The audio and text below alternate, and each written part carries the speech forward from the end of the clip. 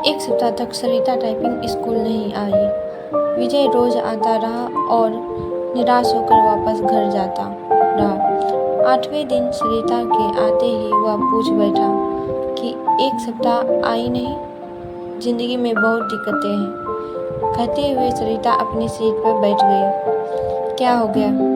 मेरी बहन जो बीए कर रही है किसी लड़के के साथ चली गई। दोनों बिना शादी के ही एक साथ रह रहे हैं। ऐसा क्यों किया? उसका कहना है कि यदि वह ऐसा ना करती तो उसकी शादी ही नहीं हो पाती। मतलब मुझे नहीं लगता कि आपकी बहन ने गलत किया है। आज की युवा पीढ़ी विद्रोही हो गई है। वह परंपराओं को तोड़कर नई नैतिकता गढ़ रही है। समय के साथ सब ठीक हो जाएगा। पर माँ तो नहीं समझती। हाँ, उनके लिए समझना थोड़ा मुश्किल है, लेकिन आजकल सब चलता है। हमारा समाज बदल रहा है। बिना शादी के एक साथ रहना पश्चिमी परंपरा है, लेकिन अब ऐसा हमारे यहाँ भी होने लगा है। हाँ, बैठकर सपनों के राजकुमार का इंतजार करने से तो बेहतर ही है ना कि जो हाथ थाम ले उसके साथ चल दिया जाए। चाहे 4 दिन ही सही, जिंदगी में बाहर तो आ जाएगी। विजय को लगा कि कह दे कि फिर तुम मेरे साथ क्यों नहीं चलती, हम शादी कर लेते हैं, पर वह कह नहीं पाया। जानते हो, मेरी एक बहन 12वीं में पढ़ रही है। उसका भी एक लड़के से प्रेम चल रहा है। वे दोनों एक दूसरे से शादी करने को तैयार हैं। अगले साल बालिग होते ही शादी कर लेंगे। विजय के मन में आया कि कह दे कि अच्छा ही है, वह अपने आप वर खोज ले तो तुम्हें परेशानी नहीं होगी। वैसे भी 5,000 रुपये की नौकरी में तुम कौन सा राजकुमार उन्हें दे दोगी। अच्छा है कि वह अपने अपने प्रेमियों के साथ भाग जाए। बातों बातों में एक दिन सरिता ने उसे बताया था कि उसके पिता की मौत हो चुकी है और वह 3 बहन है। उसका कोई भाई नहीं है। बहनों में वही सबसे बड़ी है। वह एक ऑफिस में काम करती है और उसे 5,000 रुपये मासिक वेतन मिलता है। दूसरी जगह काम पाने के लिए टाइपिंग सीख रही है। विजय को अपने एक दोस्त के साथ घटी घटना की याद आ गई। उसके दोस्त की एक बहन अपनी बड़ी बहन के अधेड़ से ब्याह देने के बाद प्रेमी के साथ भाग गई। इसके बाद उसका दोस्त गुस्से में उबल रहा था।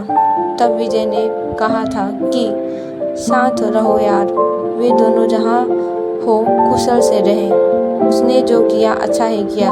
तुम कौन सा उसे राजकुमार से ब्याह देते। आखिरकार जिंदगी उसकी है, जीना उसे है, इसलिए निर्णय भी उसे ही लेना चाहिए। दोस्तों के बड़े भाई ने भी विजय की बात का समर्थन किया था, लेकिन थोड़ा दार्शनिक अंदाज में कहा था कि होनी को यही मंजूर था। मैं भी सोचती हूँ कि एक बहन ने जो किया ठीक ही है, दूसरी जो करेगी वह भी अच्छा ही है। जीवन यदि संघर्ष है तो करो। प्रेमी से पति बना व्यक्ति भी धोखा दे सकता है, जीवन नरक बना सकता है और माता पिता का खोचा राजकुमार भी यही करता है। लेकिन माँ नहीं मानती, सोचती बहुत है और तबीयत खराब कर लेती है। पुराने जमाने की है ना।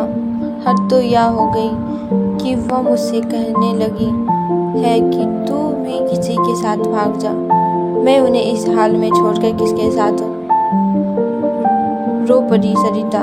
विजय की समझ में नहीं आया कि वह क्या कहे और क्या करे। स्थिति को सरिता समझ गई तो खुद पर काबू किया और फिर से टाइप करने लगी। 10 मिनट बाद सरिता उठी और बिना बोले ही चली गई। विजय की इच्छा हुई कि वह उसके पीछे पीछे चला जाए, लेकिन वह बैठा रहा और उसे जाते देखता रहा। आसमान में काले बादल घिरे आए थे। इस कारण परिवेश में अंधेरा पसर गया था। रह रह कर आसमान में बिजली चमकती सर्दी और बादल गरजते। ऐसे मौसम में भी विजय टाइपिंग स्कूल जाने के लिए तैयार था। वह सरिता से मिलना चाहता था।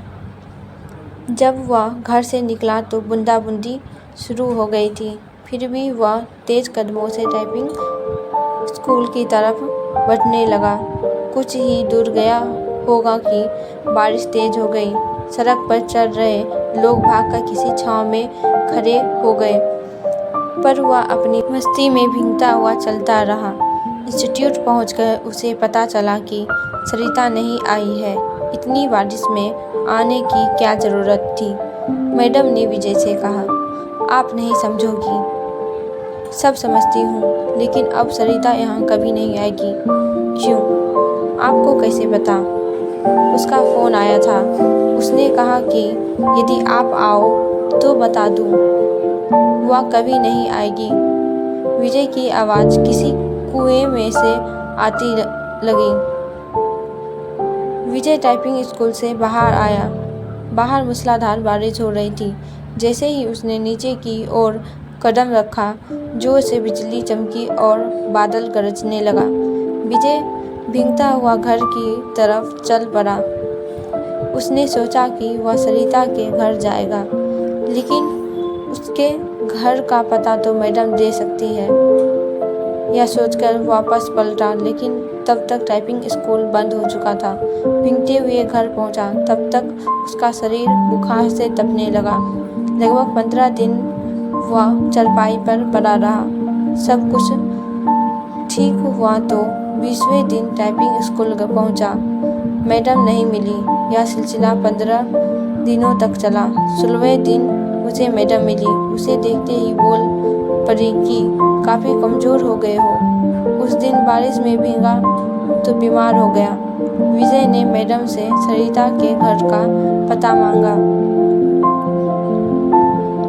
तो उसने एक कागज़ पर लिखा और विजय को थमा दिया। मैडम को धन्यवाद बोलकर विजय चल पड़ा। वह आज ही सरिता से मिलना चाहता था। जब वह मैडम के दिए पते पर पहुंचा तो वहां ताला लगा था। पड़ोसियों से पूछने पर पता चला कि सरिता यहीं रहती थी, लेकिन अब मकान बेचकर चली गई है। कई लोगों से पूछने के बाद भी विजय को उसका नया पता नहीं मिला।